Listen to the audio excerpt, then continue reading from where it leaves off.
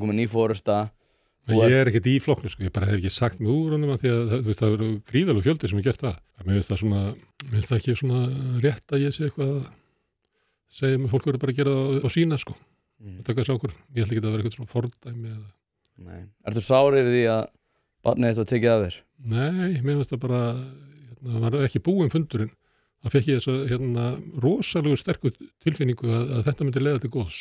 Og ég held að þau sem stóðu að þessu, og það er náttúrulega yfirtaka, það var eitthvað svona 120 atkvæði og kannski helmingurinn var nýbúinn að skrá sig í flokkin. Þau héldu félagsfund, fyrsta félagsfundin, ný forysta, myndi ætlaði að vera bara fullt hús. Það mætti svona 30 af þeim sem að segir að sko stæðstu hlutin af þeim sem tóku þátt í yfirtökun hafa engan á þessu. En ég held að þau muni bara sitja uppi með kennitölu og á nú maður sem gaf okkur þetta logo, kannski tekur það bara tilbaka.